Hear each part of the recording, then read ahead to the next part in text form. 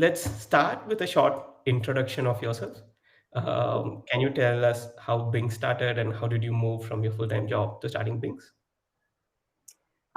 So yeah, I am the founder and CEO of Bings, as you mentioned, and I really started this because I myself had a poor experience at a local tailor slash boutique a couple of years ago, and I kind of just filed that away in my head. And around 2018, when I was exploring ideas to essentially go out on my own. This was one of the things, one of the problems that I thought were worth looking into. And the more I looked into it, I think the and how broken it was, right? When I realized how broken it was, that sort of pulled me in, and here we are. So, Right, right. So if you had to explain your grandmom about what Bings is, what would you hmm. say?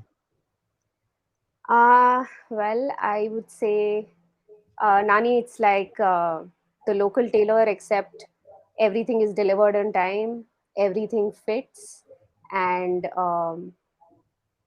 like everything is like super personalized, so we can make whatever design you want.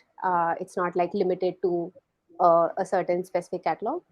um so yeah, I don't think she would like get it though, like she's too used to going to the local tailor. So Right. but yeah, that's probably how I would explain it. I mean, But those are the sort of major differentiating factors. right, right. So does that mean that you're majorly targeting only like the new age women who are internet first? Is that an assumption that we could make? So our demographic right now is in the range of like 25 to 40. Mhm. There are a few customers who are a lot older. We've got, I think our oldest customer is 68. Um, and these are customers who are, for whatever reason, a little savvy. So they were searching for tailors and they found us, etc., on Google. And they've opted for something like this because like traveling to a tailor uh, is a pain, right? So they have a hard time sort of either walking downstairs or something like that, and they just want to get it done from home. And that is what kind of motivates them. But our core target audience is between 25 and 40. Right, right. Then what was your pitch to YC? What did they find it interesting? Or at least what did you think they found it interesting? um, okay, so I think the one thing that hasn't changed since we applied to YC back in 2019 is that the problem that we're solving for is the same, right? So we've pivoted a couple of times, we've tried a bunch of different models and settled on what we do right now. But I think even back then, we were able to sort of achieve a certain clarity in terms of, or who was the customer we were solving for and what exactly was the problem. And that has sort of, I think that is probably one of the things that might have appealed to them. I can only guess. Mhm. But we also prepared a lot. So yeah, Right, we went like full IIT types. So yeah, right. we prepared a lot. Right, right. So one of the things that repeatedly has come in your conversation is the idea of not getting the right fit, right? Now I'll go ahead and ask this question: is why is this a problem only for women? Is it not a problem for men? I wouldn't say it's not a problem for men. It's just that Mhm. men have some more, like at least the target audience that we are going after, that is like middle class to upper middle class. They have more options. Like men have more options. So there is like P and Rao and Bombay Shirt Company and uh, I think Tailor Man, a bunch of them, right, that do bespoke clothing for men. And hence it's not that it's not a problem, but it's just that when you want to get something, tailored well for yourself, you can get it. And in general, like women also wear like more fitted clothing, like the sari blouse is perhaps like one of the Mhm. most fitted garments you can ever wear. And that is something that has to be tailored because of like the fact that we are all extremely unique, right? And which Mhm. is another reason why standard sizes don't work. But I Right, will like leave that to for another time. right, right, right.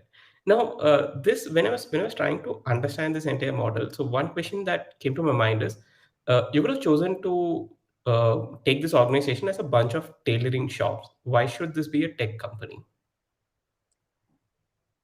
So the if you sort of dig deep into why fit is an issue, right? So, I mean, there are a bunch of issues that customers have with tailors. One is that, oh, you're not delivering on time, customer service is not does not exist. I'm not getting updates on what's happening, etc.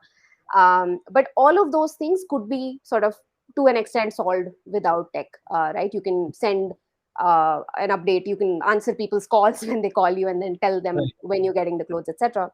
But the reason why fit doesn't work is a number of reasons, right? So when there are two types of tailors. There is a pattern maker who cuts the fabric, and there is a tailor who Mhm. will stitch the garment together, right? Mhm. And the magic lies in the hands of the pattern maker, right? So this is the person who will determine whether the final garment will fit you right or not, right? So depending on Mhm. how well he does his job. And the thing is that one, the process is very manual, right? So for every customer they create like a unique pattern, which one slows them down, and two can lead to errors because it's a completely manual process. And three, it's actually very very complex, right? So for just like me as a customer, like every fabric will have a different type of stretch, right? It will have a different weight. The style of the garment, like whether it's a flowy kurta or whether it's like a fitted sari blouse, the pattern changes entirely, right? Mhm. And what happens is that even though a lot of times customers who are going to the same tailor have like get different fits each time, right?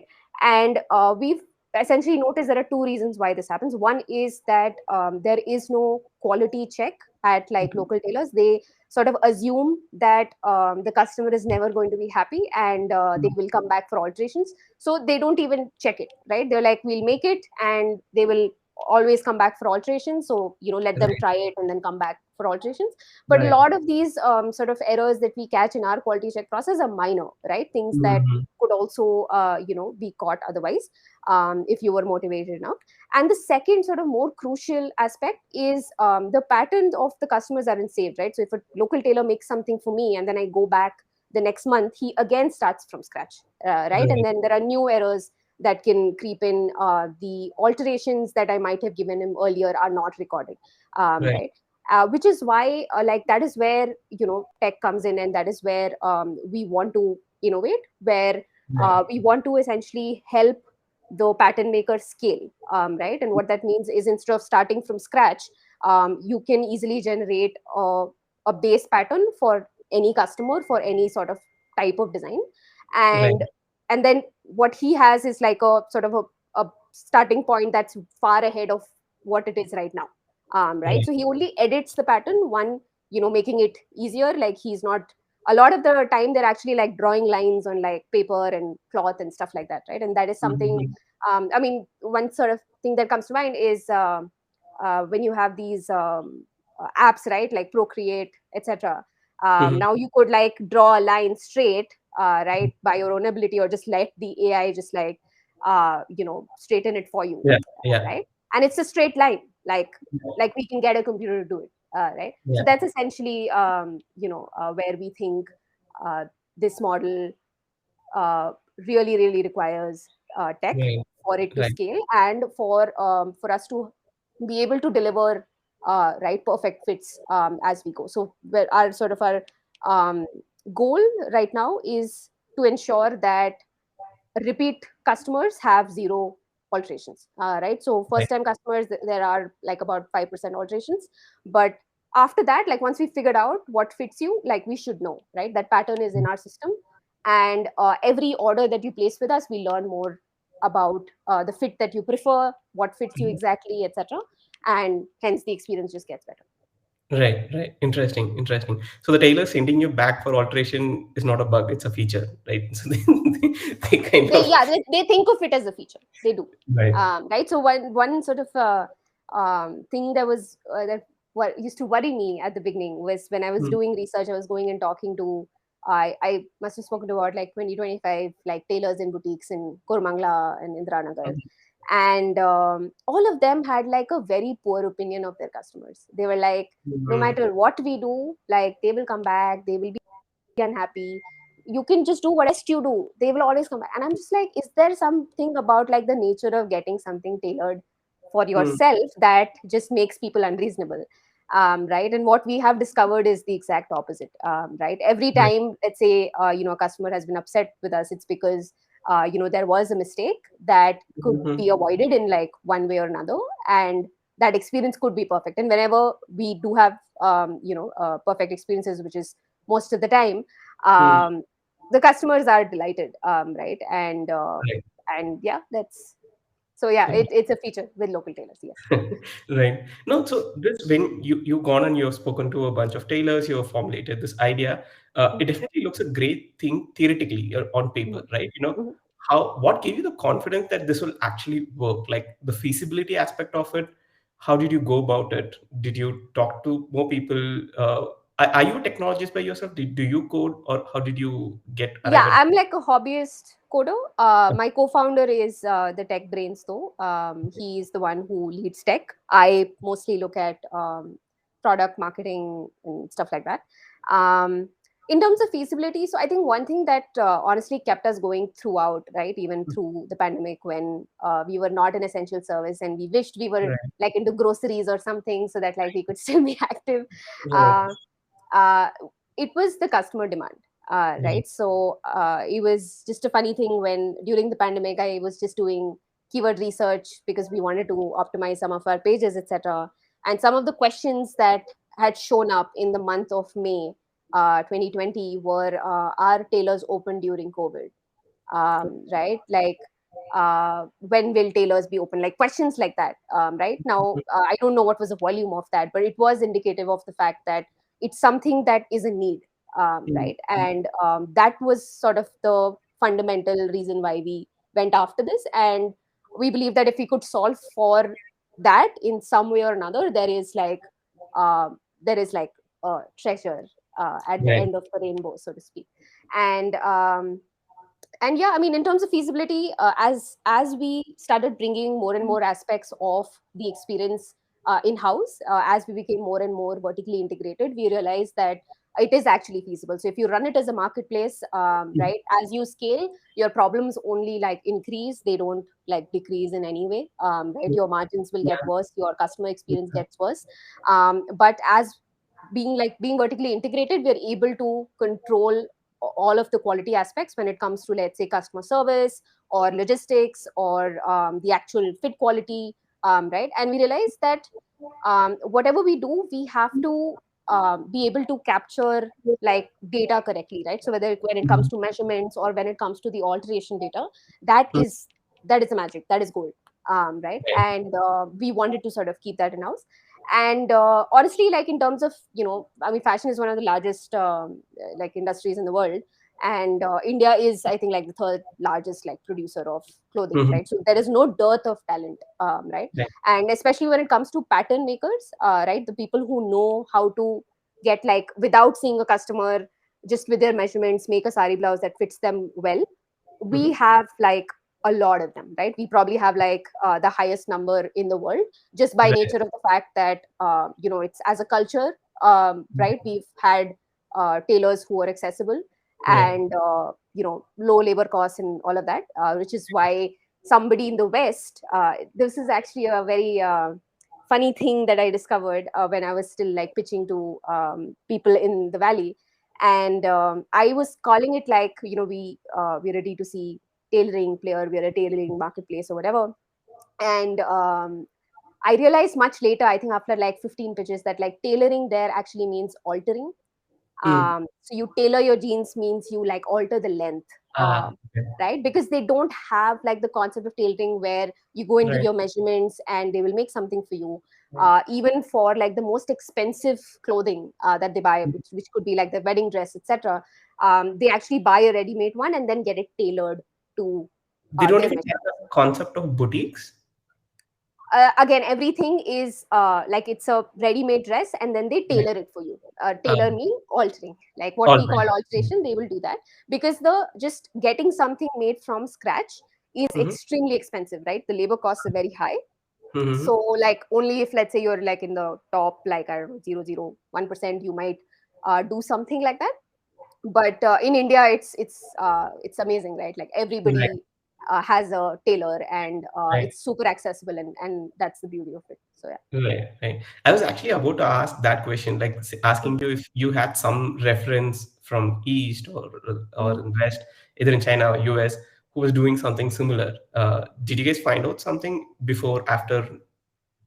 So there aren't any players in the West, Mhm, right? And there are a bunch of made-to-measure marketplaces, which mhm, are again, the design is sort of set, right? mhm, And like a dress looks in a particular way and has a particular fabric, and they will make it to your measurements.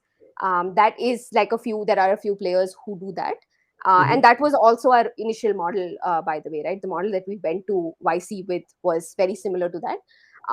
But what we realized was that it does not work for the Indian consumer because they have a tailor who can make them whatever they want, right? right, right. And if I come in with like this constraint of like, oh, this is the design and this is the fabric, it becomes harder for me to acquire the customer, right?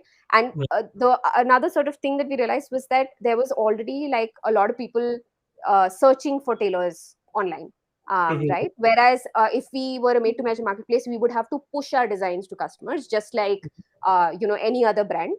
And our forte is not like fashion design, right? Neither of us mhm, really even thought we would be in like fashion design. We're like tech people through and through. right. So we realized that like that is not where we want to compete with people, where we just keep churning out like more and more designs to appeal to more and more customers, right? We realize that there is already inherent demand for people who want to just have their fabric and they want to get something tailored, right? So we figured let's start there, right? And Mhm, maybe to the same customer later we can sell products that are like made to measure, but we will always, I think, acquire a huge bunch of our customers uh, like through that channel where people are looking for tailors and they find us. right, right, Yeah. right. I'll just go a little behind to the feasibility aspect we were Mhm. speaking. Mhm. Now you have figured out the feasibility aspect, saying that this could work with your co-founder. How Mhm. did you convince your first few customers? How did you bring in the desirability aspect? I Mhm. would presume that they would have probably asked the same question probably your nanny would ask, right? I would go to your tailor. Why would I come to you? Right. How did- So the first, I think, 100 customers or so we acquired through pop-up shops. So we used to Mhm, do these little. So in Diamond District and a bunch of these mhm. other housing societies, there are these melas that happen, Right, right? Where there are a right. bunch of people who set up shop. So we were one of those people, and we must have run, I don't know, maybe about like 60, 70 of those like pop shops in like different Mhm, places. And that's how we got our initial customers. So we were able to sort of also gauge a lot of feedback, right? So that was actually when we first started getting a lot of requests for tailored clothes, right? Where mhm. people were like, oh, you're taking my measurements, can you also make me a sari blouse? Like, do you also stitch salwar kameez, right? Right. And at that point we were like, we don't, but it's something that did sort of stick. And so like because we were meeting customers one on one and we could answer all of their questions in person, we were able to sort of trust them with the fact that you can pay us now and we will deliver something that is made to measure, like to your measurements, and deliver to your house. And I think the trust factor also came from the fact that we were setting up a shop in their IT park or in their Mhm, housing society mhm. where they trust the society to, Right, like, they have a place to go to if, let's say, we don't send something to them, right? right. So that helped for sure. And when we pivoted to our current model, which is like basically a D2C tailoring service, majority of our customers have been coming through search. So Mhm, these are customers who are looking for tailors near them, right, or boutiques near them, and they find us. And mhm. yeah, that's majority. Yeah, about 60% of our customers come through those channels. Yeah. Right, right. So essentially, the customer journeys when they discover through search, they come and they kind of like place the order, and you Mhm. send a representative to take their measurements at home. So there are two ways Okay. customers can give their measurements. If you don't want somebody to come over, we have a measurement kit that we send Mhm, over. That with the help of another person, you can essentially take all of your measurements.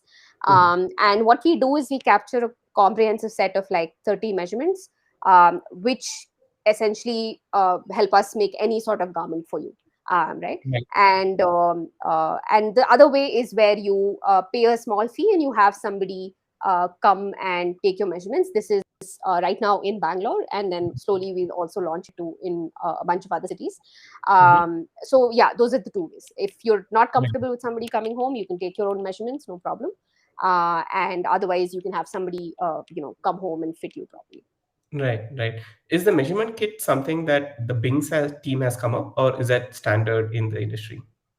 So there isn't a standard. Usually people just have videos where you can just use a measuring tape and follow the video, etc. But we also started that way. We had a video where which is sort of walk people through how to take measurements.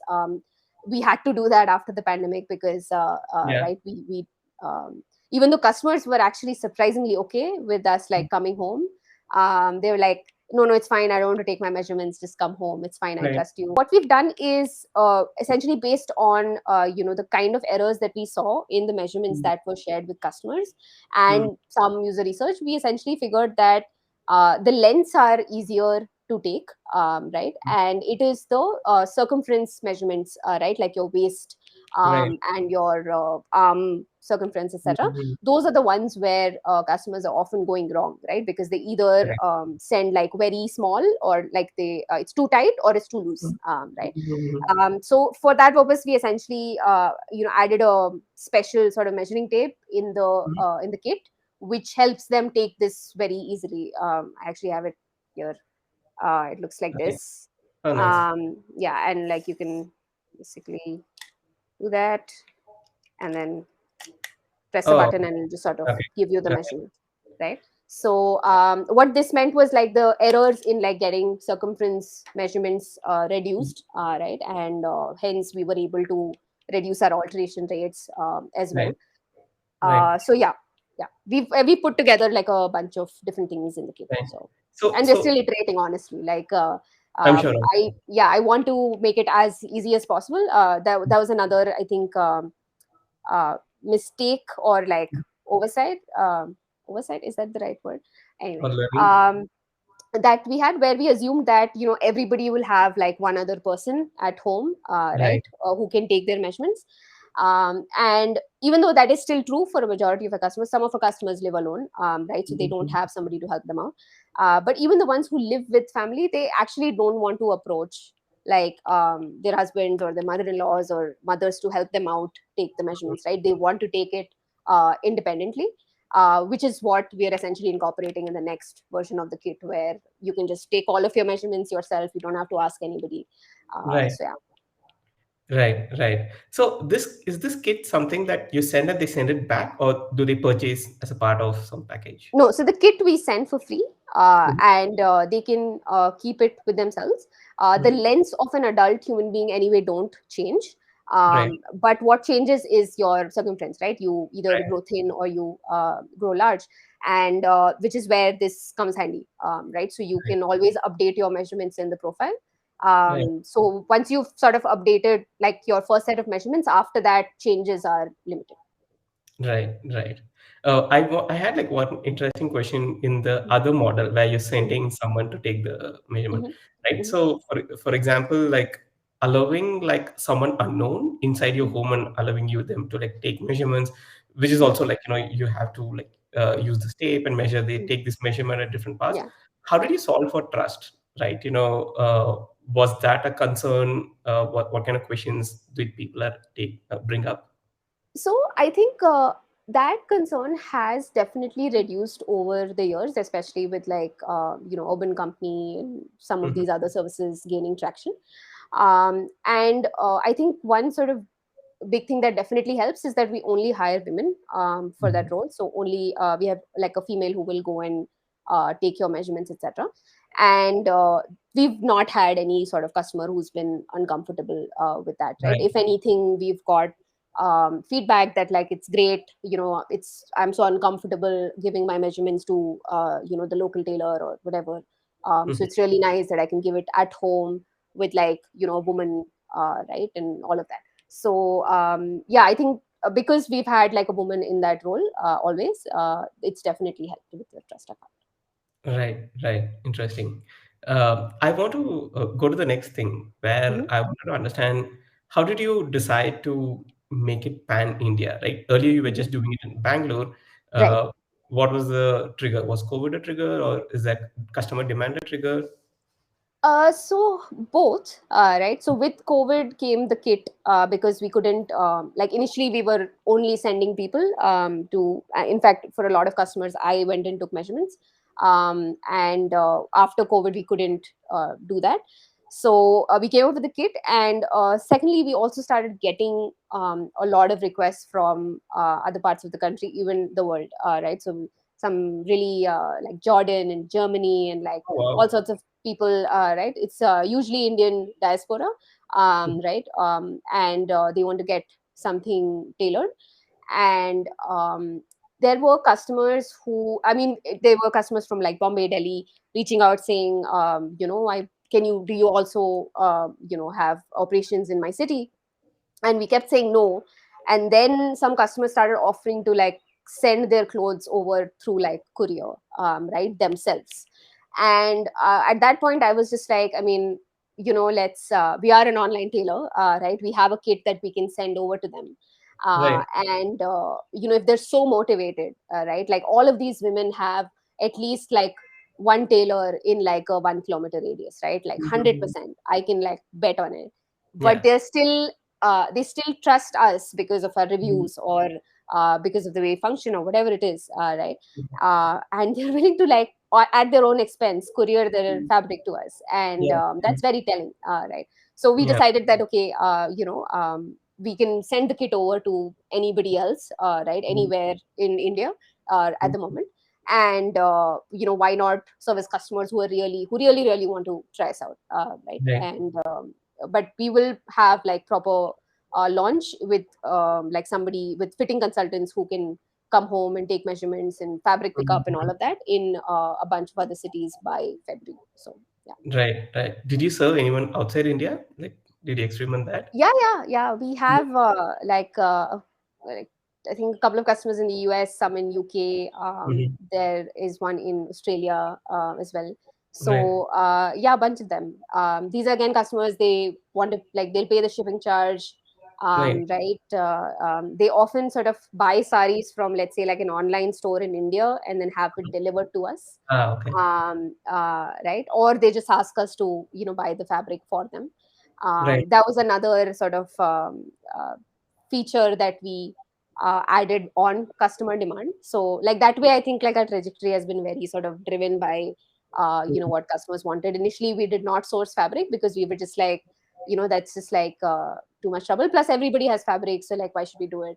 And as like 2 3 months into it, like we had so many customers asking for it. And Mhm. as soon as we started taking it, even though it sort of constitutes about like 25% of our orders, those Mhm. orders constitute 50% of the revenue, Oh, right? wow. So a lot of women like just want you to just get the fabric Right. yourself, right? And they don't want to go to the market, Right. and they would just have somebody else do it for them, right? Right. And so that was also like an interesting Right. discovery. So they do trust you even in like which fabric to pick up and like the quality that you would maintain and all of it, right? Yeah. So, I mean, I think over time, because we've sort of also like gathered a lot of reviews over the last couple of months, that definitely helps, right? There, Mhm. we've also gotten to a point where customers have started posting by themselves without us asking, right, Mhm. to post on social media or anything like that. Um, and they've because we sort of send photos of the fabric ahead of time, etc. We've not had any complaints, right? So we make sure we are sending like good quality fabric wherever, whoever we are sourcing it from. We have a bunch of tie-ups, and yeah, so that's not been a concern. Like Right. it's surprising because like with online shopping, one of the Yeah. sort of concerns that people have is that I don't know what the fabric is going to be like. Mhm. And in this case also, like they don't actually know, but somehow there is definitely like higher trust. There's a layer of trust on the Yeah. person who's picking up, right? Yeah. Yes, because I think there's human interaction. There's a design consultant who speaks to them, Right. right? Who's essentially the face of the company. Right. And like I've just realized it was one of those things where we can go into that later. But we Mhm. realized that that human element was extremely important, Yeah. right? We Yeah. we do not want to automate that away entirely, right? So yeah, we can talk about Yeah. that. Yeah. I want to get one thing, one level deeper into this, the same Mm-hmm. thread we are talking. So you do post a lot of interesting customer stories on your Twitter as different threads, right? Can you talk about one of these stories from a very random, unexpected places where you got a request and you had to serve them? Um, so we've had like a customer from Agra, we've Mhm. had a customer from Ludhiana, Mhm. um, and uh, I think a city in Assam. I'm forgetting the name. Mhm. So all of these are honestly very unexpected because I don't expect us to show up as like a tailor in like if you Google search in like an Assam, I don't think we should show up, but Mhm. it appears we are, or they're probably finding us through Instagram, and Mhm. every time somebody like from like a unknown city reaches out, it's nice. It's just like, okay, somewhere really far. They know we are in Bangalore. We don't service their Right. city, Right. but they insist on trying us out, right? Right. And that's interesting. Right.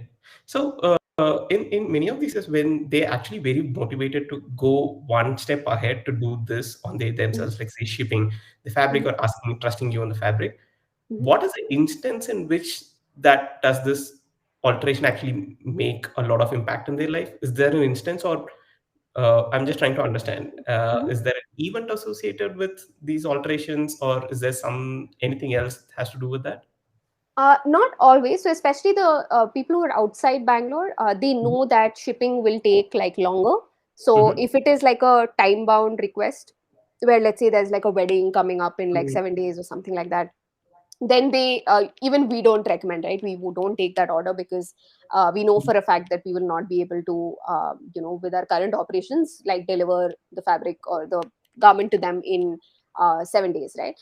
Mhm. So a lot of them are so it's a very typical behavior which is also true for local tailors, where Mhm. women just give you like one piece of clothing to Mhm. like try you out as a tailor, right? So it could Mhm. be one blouse.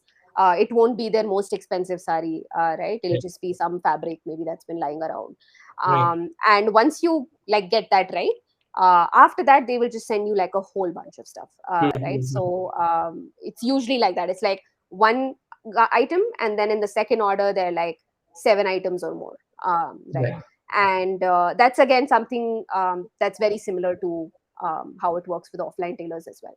So yeah, I mean, in terms of events, some a lot of people in Bangalore do place orders for like an upcoming event. Mhm. But what has happened is our repeat customers have started placing orders for like non-events as well, right? So they Right. discover us because they were looking for a tailor for an Mhm. event, but once they've discovered us, now they have the option to get something tailored, right? So like they've started buying more fabric, right? Right. Or they're asking us to recreate this something that like a Bollywood actress wore somewhere, Mhm. and stuff like that, right? That's very very typical Indian Right. behavior. So yeah. Right. Do they also send the photograph of reference as Oh this is yeah, yeah, yeah, right? absolutely. Like it's huge, right? Right. I mean, it's like a lot of Indian women are on Pinterest. I don't have the numbers, but I'm certain it's like in like the high hundreds of millions. Right. And all of the inspiration comes from like places like Pinterest, right? And a lot of it is obviously like driven by the film industry of that specific Mhm. region. So Bollywood and the Kannada film industry, there are a lot of these actresses, they wear something at an awards function, and then they want the same thing, Right. right? And or something very similar, right? So Right. yeah, that's a huge sort of Right. um, driver Uh, for them. Yeah. right. Does that mean that you also have tailors who get that cultural context right? Does the tailor has to do something with the kind of designs? Because someone who understands, like the Tamil film Mhm, industry, might understand, mhm, okay, why do they need this and stuff mhm. like There's definitely like pockets of expertise, right? So that. somebody who has extensively worked, let's say in the in the Kannada film industry, like tailoring Mhm. for actresses there, etc., will definitely have a handle on what kind of designs work, what kind of embroidery works and stuff like that. But fundamentally, the technical pattern making is something that is sort of standard across. And because tailoring is like pattern making is the skill that is developed over time, right? So you learn by doing, which is why, like, if you go to like any of the tailor shops, the ones who are considered good are usually like older, right? They will be over like 45 years of age, because they've Right. spent like 20 years of their life like creating, messing up a lot of fabric for a lot of customers, and Right. getting to a point where they've figured out, like, they can look at a customer and they can look at the measurements and make something that fits them Right. perfectly. Right, and that is learned intuition. Right, that Right. is, you keep doing it and then you get it right, and then you always get it right. Right. And that is what we are essentially trying to productize, in a sense. Right. So yeah. Right. Do you also see the trend of customized fashion going up in coming years? If so, what would be the reason? So I think there are a couple of things that like we fundamentally believe, right? So Mm. one is that in all aspects of life, like hyper personalization Mhm. will become like very very important, right? And while Mintra has everything that I could need, right, in for my closet, um, like shopping doesn't always work that way for people, Mm. right? Like a lot of times it's discovery, a lot of times it's inspiration, right? So like it's a great like search engine. I can go and like type I want a Yeah. black t-shirt and I will find like hundreds of black Mhm. t-shirts. But how do I know that I want a black t-shirt? Right. Mm. And I don't know if this is intuitive for you, but this is how a lot of like my customers think. Yeah. Right. And the second is that I mean, fashion is also one of the biggest like polluters in the world, right? Mm. So about I think 12% of carbon emissions come from the fashion industry specifically, right?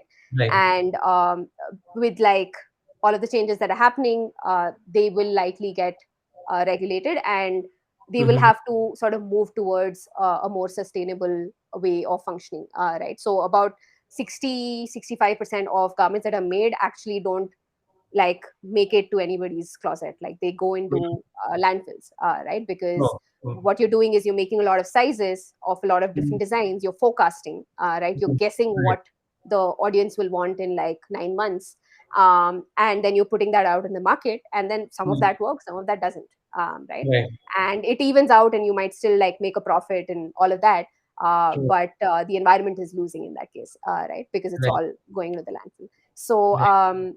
so we think like there's definitely scope for this to become the norm, Mhm. right? We don't see ready-made clothes as competition, because that's a sort of entirely different workflow.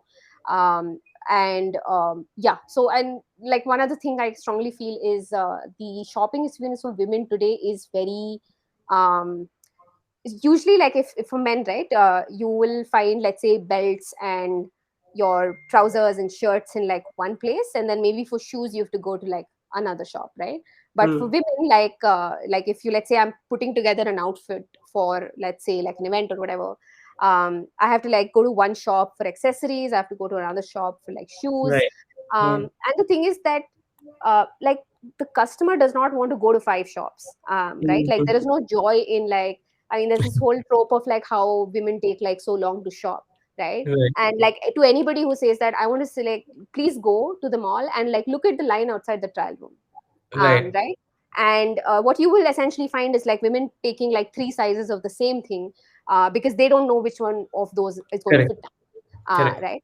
And like so many times I think malls have like lost my business because I just saw the line, I was like, sorry, I can't do this, I'm not Yeah. standing here for like 45 minutes in a queue, Yeah. right? What happens is, like, for my customers, a lot of them, they just want to get let's say a little, like a potly bag made out of Mhm. leftover fabric, right, Right. that completes their outfit, right? Women like matching stuff and like complementary colors and stuff like that.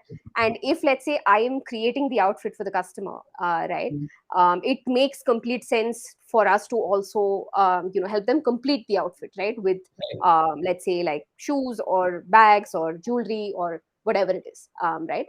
And so Is that today, like, something? Sorry, is that something Bings is doing currently, or you not will? right now. Not right now. We do make like custom masks and potli Mhm. bags and stuff like that on request. Mhm. Because masks became like we made a lot of like wedding clothes with like Right. fancy Right. masks and stuff like that. But that is something we definitely see ourselves doing down the line, Right. because it makes sense for the customer again. Right. Right. So like the shopping experience today is optimized for businesses, right? So as a business, I can only make shoes, and I can like just figure out my production for just shoes and just Mhm. focus on shoes and on a certain type of shoe for a certain type of customer. That Mhm. might lead to a lot of waste, but I'm okay with that because at the end of the day, I'm making money. Right. But the customer experience is like, I mean, will you go to like two different shops to like buy milk and eggs, right? Mhm. Like you No. don't do that anymore. Why should that be true for like women's fashion, right? So Right. we definitely think there is like we want to capture a share of their wardrobe, Mhm. and not a share of their wallet, right? Because what happens is that as you grow up, your the brands that you use change, right? Because the brands are Mhm. like, I can't wear Forever 21 clothes anymore, right? Like Mhm. I don't know who they're made for. Like they Mhm. don't fit me. None of them fit me, right? XL will also not fit me. Um, but like now I have to like switch to another brand, and then maybe like in a couple of years my taste will change, and then I will switch to Mhm. another brand. Mhm. And I just have to keep doing that, right? I have to keep Right. discovering brands like whose fit and like style I Right. like. Whereas like I know what I like, right? I can go to Pinterest and I can look at a bunch of stuff and be like, I like this, right? I want Right. this. And the beauty is that that's possible in India, right? Yeah. So we're just yeah, we're adamant in making it happen. So Right. It also, I also believe that it has a lot to do with who we grow as a person, like at different stages of life. Then yeah. you are going behind. You are attracted to different ideologies, and that kind of reflects in the stuff we wear and Yeah. how we present ourselves and all of it. Right. Yeah.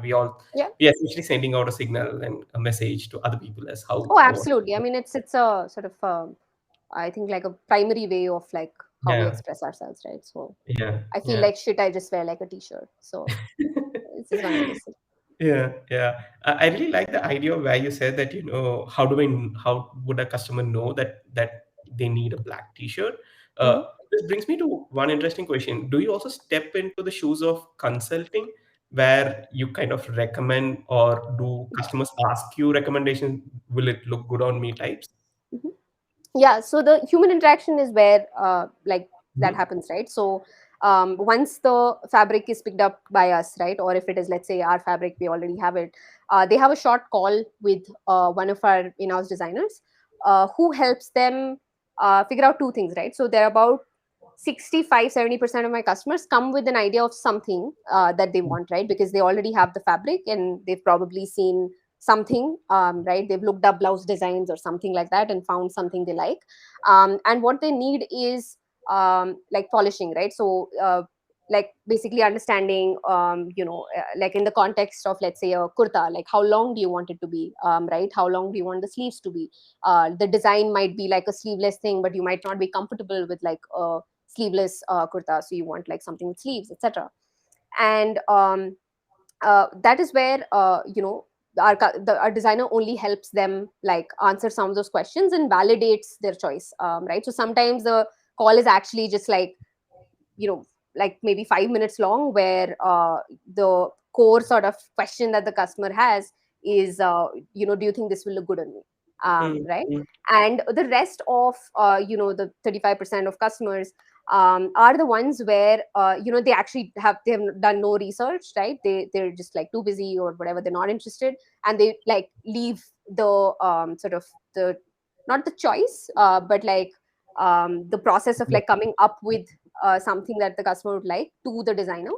right. And we also do a couple of things that actually require like creative thinking, right? So we do sari upcycling, where you can turn like one of your old saris into a new garment, because Right. again, this was again driven by a customer need, where one of our customers, her mom has like a lot of these heirloom saris, right? Mm, They're very heavy, so she can't wear them. Some of them are also like disintegrating, so mm, she wanted to like convert them into something else, right? Something she could use because she didn't want to give them away. They were like her Yeah. mom's wedding Yeah. saris and stuff like that. Yeah. And that's when we made it, and then we put it out there, and we started getting more requests, and we realized that this is also something people really want, because they either have like a lot of old saris that, in the family, or they have old saris of their own that, they want to buy Mhm. new saris, and they don't want to like throw away the old ones or whatever, right? Yeah. Yeah. It's essentially 5 meters of fabric, but the beauty is that like every sari has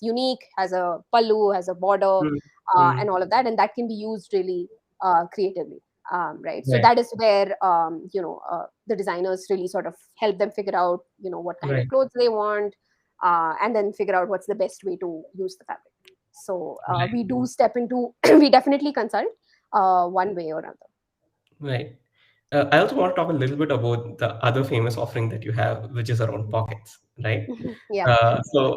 Before that, I want to understand what is this economics of women not having pockets? Can you talk a little about that? I mean, I think there is some thing that it's a conspiracy where the people who make bags Hmm. want to make sure that we buy bags. Okay. And I've had experience where I went to this very sort of popular brand and noticed that they didn't have like pockets in the front, and there was Mm. only like pockets in the back. And I was just like, I don't want to use the pocket in the back. They're like, why don't you carry a purse, ma'am? And Uh, I just like walked out. I was like, okay, not shopping here again ever. right. But I mean, their pockets have sort of as clothes became leaner, like, so in the Elizabethan era you had like a lot more fabric, a lot more room, so there were actually like these sort of little bags that women would carry. Hmm. But as that has changed, right, and as we sort of started wearing more fitted clothes, right, and we started using lesser fabric, etc., it just somehow came to a point where I think it also has a lot to do with no, actually, I'll not say that, but but yeah, I mean, there's definitely something there that needs to change, and Right. people have like women have started noticing. So Right. Is it changing at least in the West? Do you see that a lot of brands are adopting pockets for women, or it's still not? I think a lot of the fast fashion ones are still lagging behind from what Mm. I've seen. But there's definitely, I think, in general, for anybody who's advertising to a working woman, right, or to somebody who is like slightly more modern, so to speak, which is a lot increasingly a large number of women. Mhm. They have to sort of take into account the fact that like at some point, right, it'll become something where if let's say something doesn't have pockets, I Mhm. might not buy it, right, Right. because it does not make sense for me. So Right. yeah. Right. Right. I also know a bunch of my friends who have given up on jeans also, right? Because they're really tight fitting and it is not very comfortable. And Yeah. I've seen a bunch of them say that, hey, I've decided not to wear jeans anymore, right? It just Yeah. doesn't make me look feel good or comfortable or Yeah. any of that, right? Yeah. How did Binks come up with this offering of adding additional pockets to like the clothes? How did you come up with that idea? Yeah, so I mean, for those of you listening who might know about this, we actually uh, enable women to get pockets added to their existing clothing. Mhm. So if you have like existing drills and kurtas, etc., we can add pockets to them. Mhm. And the need, honestly, I think came from like a question that I had. So I have a bunch of like old kurtas, like pre-Binks, Mhm. that did not Mhm. have pockets. Mhm.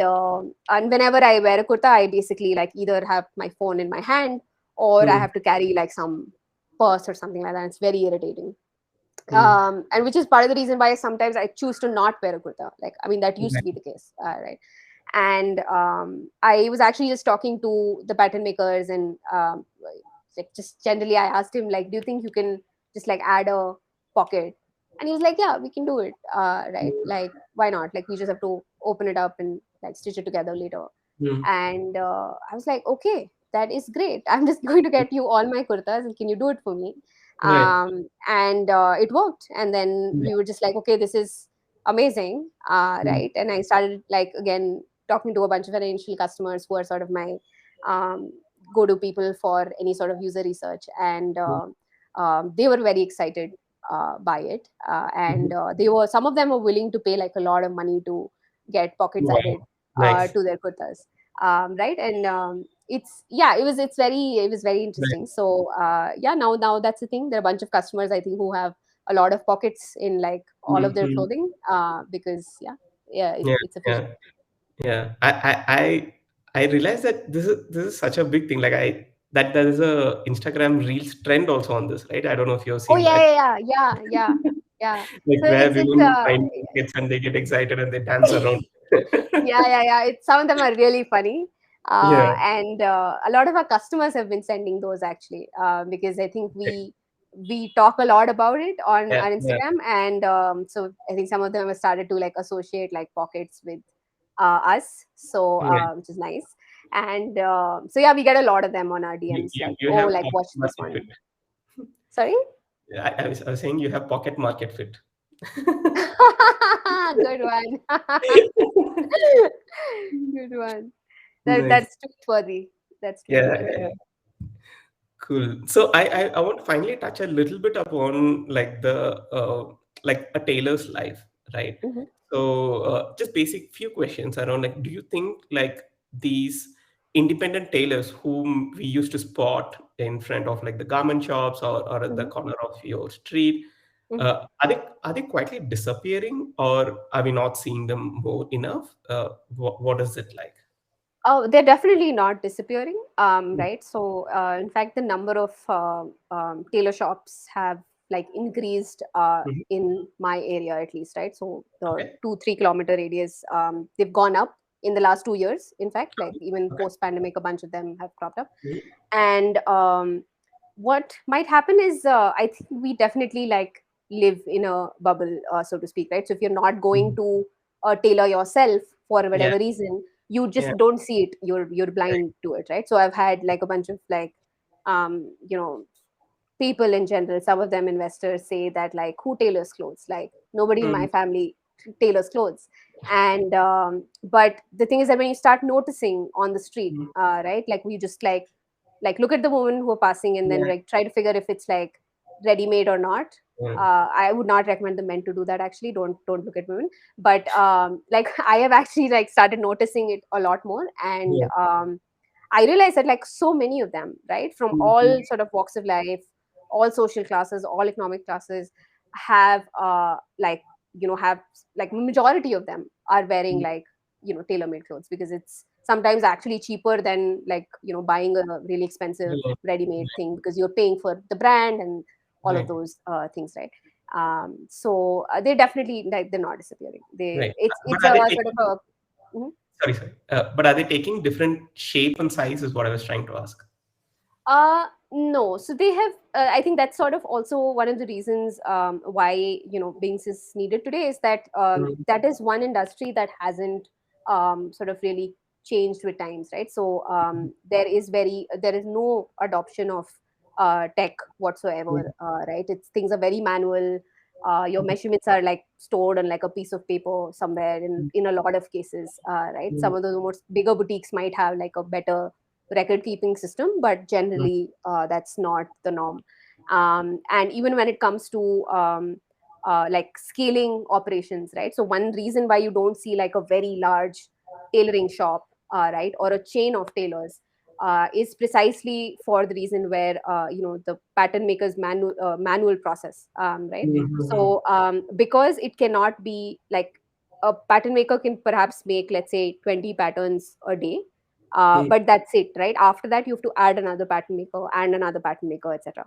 Mm. And which is where sort of the beauty of or like the, I think the secret sauce, right, Mm. so to speak, of Binks, is where we want to scale that process, right? Right. We want to help like a good pattern maker, right, have a greater output, right, and a more accurate output by sort of Right. augmenting his like his skill with Right. technology, right? So and because because every pattern maker has a slightly different method, and they might be, let's say, good at making a certain type of garment, etc. It Mhm. becomes hard to scale if like you're a like a tailoring company, right? And Yeah, like if you're a tailoring shop, and and which is why you just don't see like big chains ever, right? Like, I mean, yeah, something to think yeah, about. There are no chains. There are always yeah, like small shops, yeah. at best like a sort of a, there are designer boutiques, and then there are like small tailors, right? Correct. There are no chains. Right. And that's something that, yeah, that's something I think we will change. So Right. Interesting.